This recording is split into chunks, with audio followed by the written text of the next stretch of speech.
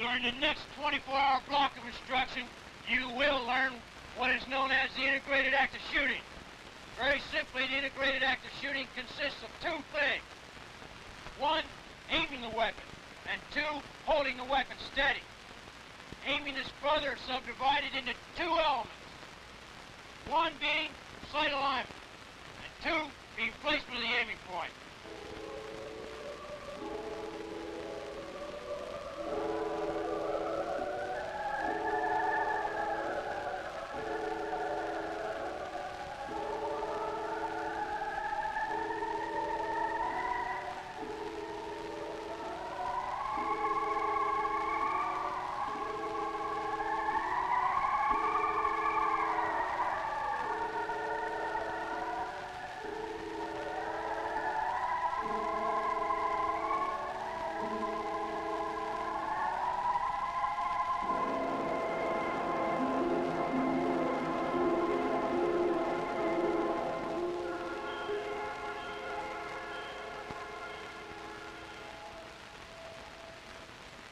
I'm here talking with Crackshot, leading expert and crackshot in his own right.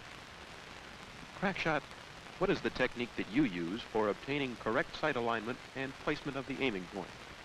Well, actually, I have my very own special weapon, which I have invented to help me myself in obtaining the proper sight alignment and to achieve the ever-popular placement of the aiming point, thereby allowing me to be the crack shot that I naturally am. I see. Do you have this weapon with you? Well, yes, I do. Would you show us? Well, yes. This is it right here. As you can see, it's slightly modified here in the rear and the front. Front rear and the front sight post here. Yes, well, that's an M16. Well, yes, it is. Only slightly modified, as you can see here. Oh, yes, it is modified, but how does that help you? Well, what I do is I take the front and the rear sight post here, and to be assured of a direct hit is to align them in such a manner as to put this in the center of this, thereby allowing me to... What Crackshot is trying to explain here is that correct sight alignment is obtained when the front sight post appears to be in the center of the rear sight aperture. The aiming point is correctly placed when it is centered on and tangent to the top of the front sight post. Correct sight alignment and placement of the aiming point together form a correct sight picture.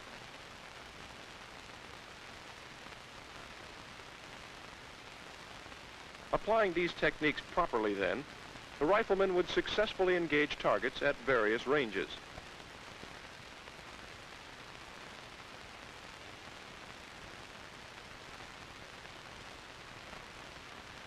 If, however, the firer has proper sight alignment but does not place his aiming point correctly, the error to his targets will remain constant as the range to those targets increases. If the aiming point is properly placed but the firer's sight alignment is incorrect, the rifleman's error to his targets increases as the range to those targets increases. It is for this reason, then, that sight alignment is considered the more important of these two elements of aiming. Also, it is important for me to remember to focus my eye on the front sight post last before I fire, and What Crackshot is trying to explain here is that the last focus of the eye, that instant the weapon is fired, should be on the front sight post. A perfect sight picture should look like this: an indistinct rear sight aperture, a clear front sight post, and a hazy aiming point. By maintaining a clear, distinct front sight post, the firer can more readily obtain correct sight alignment and a perfect sight picture. The second component of the integrated act of shooting is holding the weapon steady. There are 8 factors which affect steady hold with the rifle. These steady hold factors are similar for all the primary positions.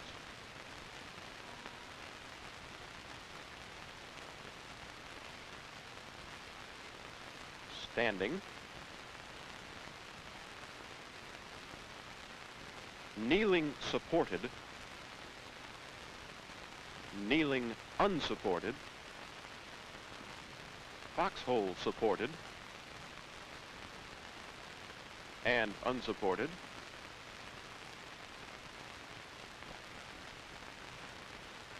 and of course the ever popular prone supported and unsupported. These 8 steady hold factors concern, first of all, the left hand and arm, which are neatly joined together at the left wrist, bend at the left elbow, and all blend in perfectly here at the left shoulder.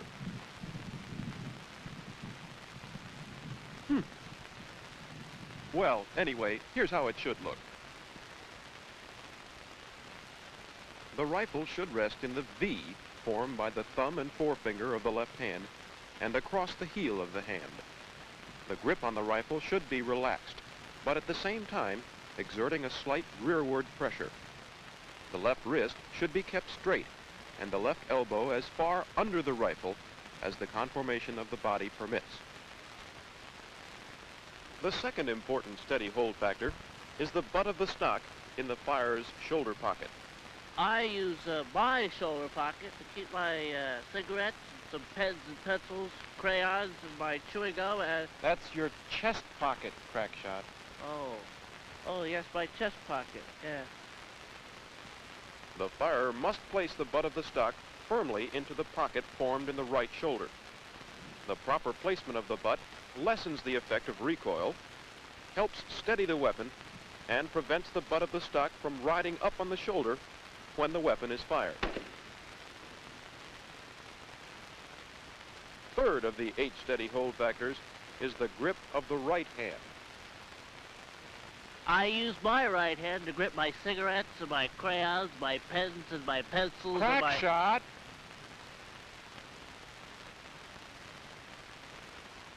The pistol grip rests in the V formed by the thumb and forefinger of the right hand. The forefinger is placed on the trigger so that a slight amount of daylight can be seen between the side of the receiver and the forefinger. The remaining fingers are wrapped tightly around the pistol grip. Apply a slight rearward pressure with the right hand to keep the butt of the stock in the pocket of the shoulder. Keep the pressure firm enough to provide for minimum recoil effect. Which brings us to the often used, little talked of, right elbow. The right elbow provides balance to the firer's position. The correct position helps to form the shoulder pocket for the butt of the stock, but the exact location of the right elbow will vary in each firing position. The 5th important steady hold factor is the firer's stock weld. The firm contact between the firer's cheek and the stock is called the stock weld. The stock weld has 2 important functions. First, to keep my chewing gum in, First, by placing his cheek against the same spot on the stock each time a round is fired, the firer keeps his eye in the same relationship with the rear sight, therefore assuring a consistent sight picture. Secondly, by placing the cheek firmly against the stock, the weapon and the firer's head recoil together, reducing the amount of time required to recover and aim between shots.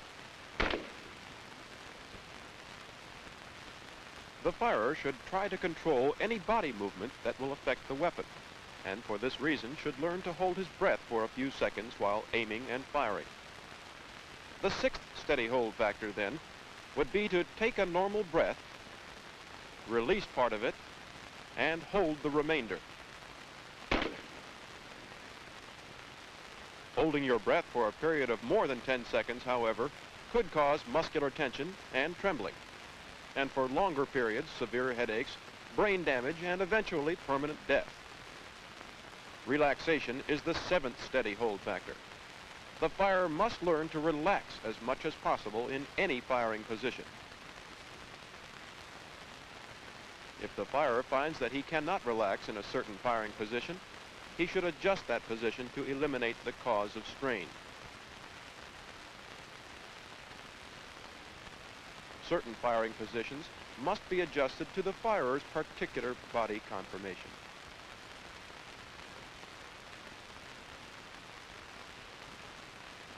The eighth and most important of the steady hold factors is trigger control. And without its proper application, the other marksmanship skills are practically useless. Trigger control is the independent action of the forefinger on the trigger, pressing the trigger straight to the rear with a uniformly increasing pressure until the weapon fires. The forefinger should be placed on the trigger at a point between the tip of the finger and the second joint. The finger should not touch the side of the receiver. This would interfere with the application of steady pressure to the rear.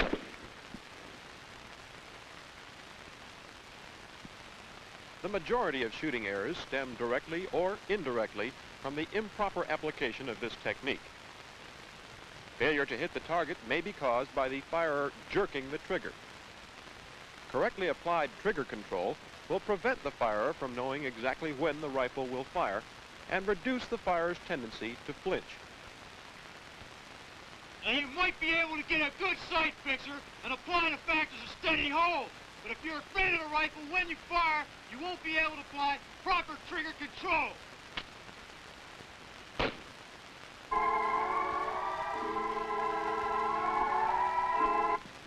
You see, there's nothing to be afraid of. Now, my humble assistant, leading expert at crack shot in his own right, will show you how to avoid the effects of recoil.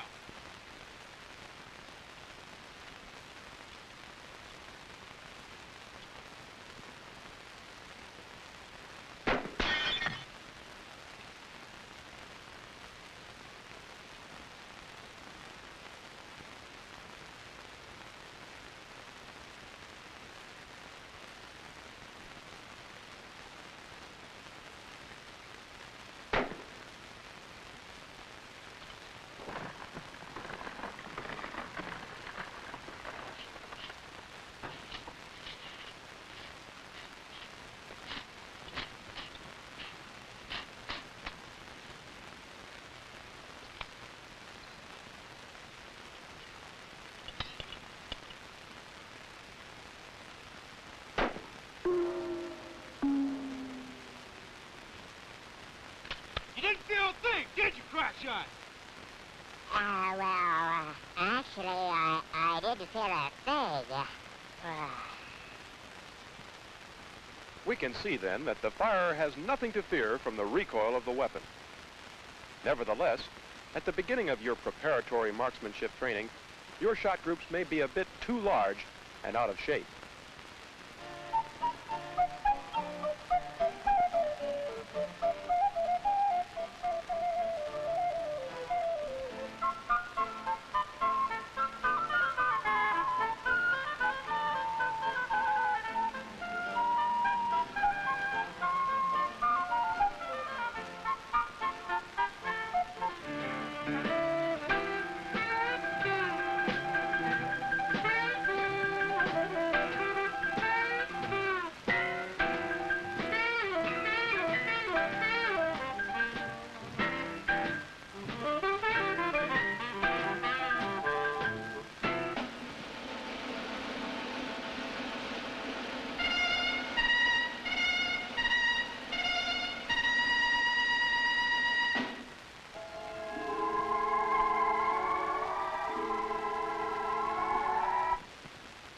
Failure to get a good shot group may be caused by errors in aiming or by violating one of the 8 steady hold factors. By analyzing these shot groups, errors can be detected and corrected.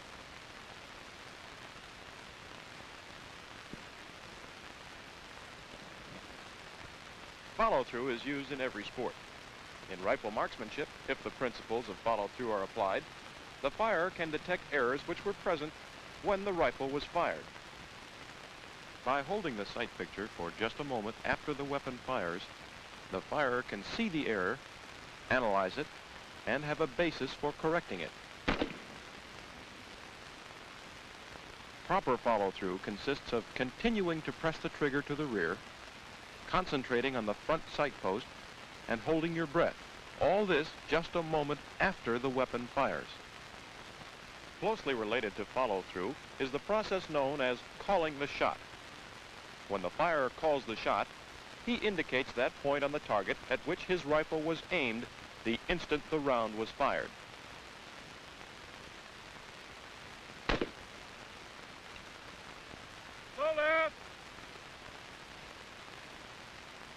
By calling the shot, each firer can establish a hit-aim relationship, enabling him to correct many errors in applying the integrated act of shooting.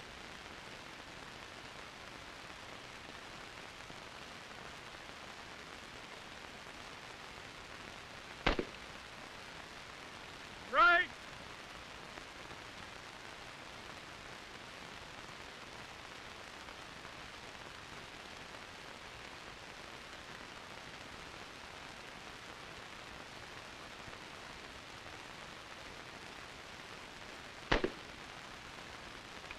Hit!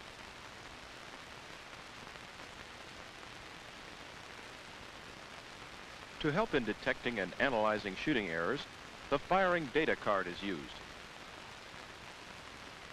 The firing data card provides the instructor and the firer with a record of calls, hits, and firing positions used.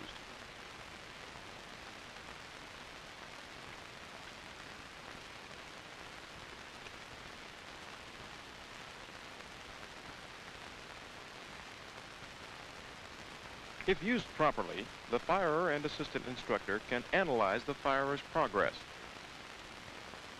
After the 3-round shot group is fired, the firer goes downrange to check his target.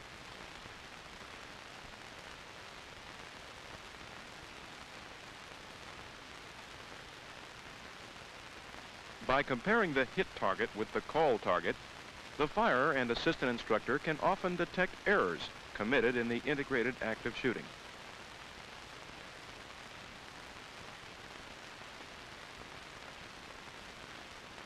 Next, the firer conducts a progress check. Each firer fires 3 3-round shot groups from each of the primary firing positions. Using a shot group template, the assistant instructor checks each of the 3 rounds fired from each position. For the supported positions, the 3 rounds must lie within the smaller circle on the template. For the other less stable positions, the larger template circle is used.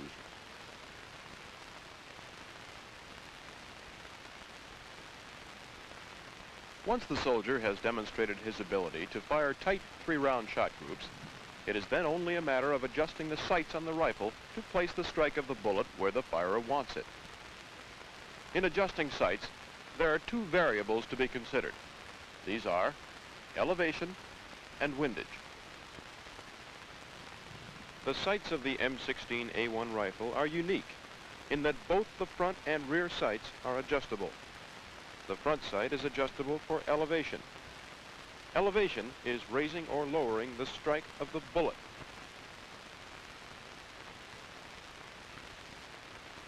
To raise the elevation, rotate the front sight post with a cartridge or other sharp object in the direction of the arrow.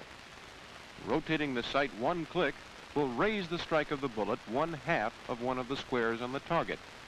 2 clicks will raise the strike of the bullet 1 whole square. To lower the strike of the bullet, just rotate the sight post the desired number of clicks in the opposite direction of the arrow.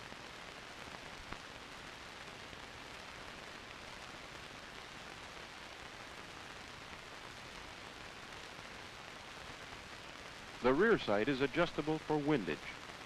Windage is moving the strike of the bullet to the left or to the right. The windage drum is located on the side of the carrying handle. To move the strike of the bullet to the right on the target, Rotate the windage drum the desired number of clicks in the direction of the arrow, remembering still that 1 click is equal to 1/2 square on the target. To move the strike of the bullet to the left on the target, rotate the windage drum the desired number of clicks in the opposite direction of the arrow. We'll be adjusting our sights now to a point where we are not aiming. This may cause you to wonder. Let's explain by first stating that rifle 0 is that sight setting in elevation and windage which will cause the trajectory of the round and the line of sight to coincide at a given range. It's been proven that the majority of infantry combat targets appear at a range of less than 300 meters. For this reason, Army doctrine states that all riflemen will battle sight 0 their rifles for a range of 250 meters. Battle sight 0 is that sight setting in elevation and windage which will cause the trajectory of the round and the line of sight to coincide at a range of 250 meters. The firer's line of sight travels in a straight line. The round, leaving the muzzle, will rise until it reaches its maximum ordinate, then descend as it loses velocity. The point where the trajectory of the round and the line of sight intersect will be the 0 of the weapon. As we can see, they intersect at a distance of 250 meters. One way to assure a good 0 on your weapon would be to place the target at a distance 250 meters downrange. This could become a bit tiring though, since the firer has to do quite a bit of traveling between his position and the target, making the necessary changes on his weapon and checking his target.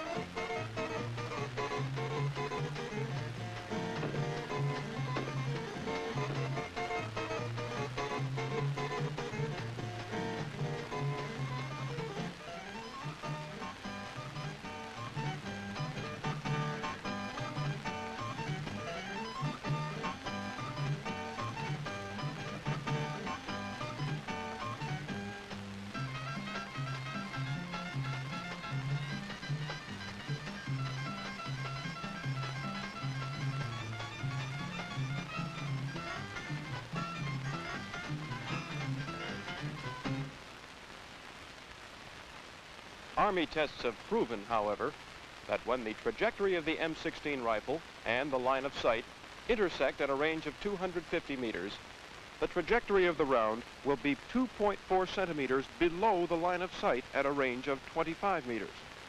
For this reason, a black X is placed on the 25-meter target exactly 2.4 centimeters below the point of aim. The soldier lines his sight on the point of aim, the bottom of the cutaway portion, but adjusts his sights until the strike of the round is on the black X below the point of aim. The line of sight and the trajectory of the round will then intersect at a range of 250 meters.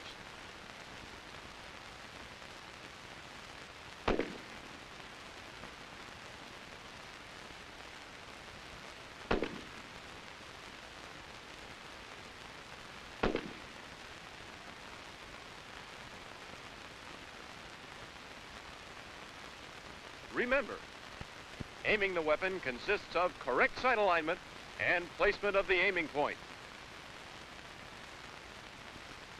There are 8 steady hold factors which must be adhered to. They are proper placement of the left hand and arm, the butt of the stock in the pocket of the shoulder, the grip of the right hand, the location of the right elbow, the stock weld, control of breathing, relaxation, and the ever-popular, most important, trigger control.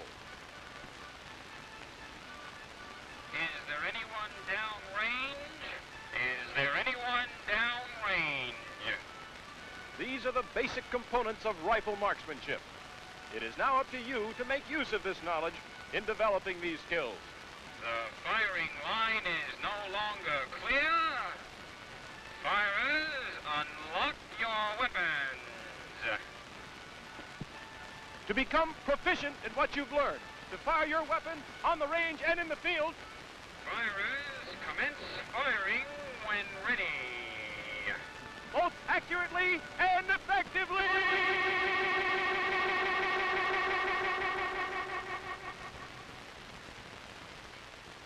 The front and the rear sight post here, and to be assured of a direct hit is to align them in such a manner as to put this in the center of this, thereby allowing me to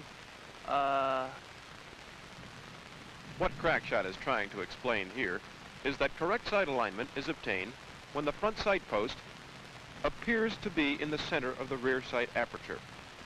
The aiming point is correctly placed when it is centered on and tangent to the top of the front sight post.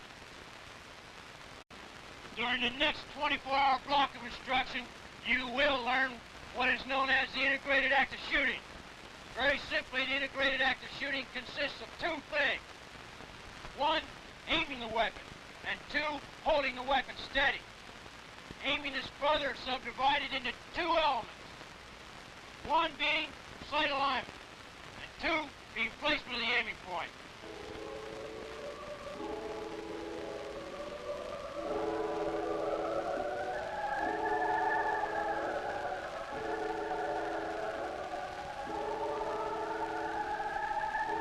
that I naturally am. I see. Do you have this weapon with you? Well, yes, I do. Would you show us? Well, yes. This is it right here. As you can see, it's slightly modified here in the rear and the front. Rear and the front sight post here. Yes, well, that's an M16. Well, yes, it is. Only slightly modified, as you can see here. Oh, yes, it is modified, but how does that help you? Well, what I do is I take... Crackshot, what is the technique that you use for obtaining correct sight alignment and placement of the aiming point?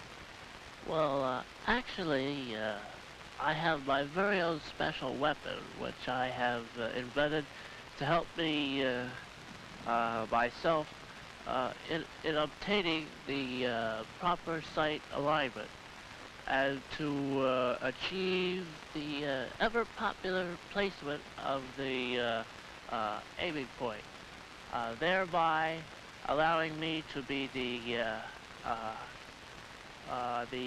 crack shot that I...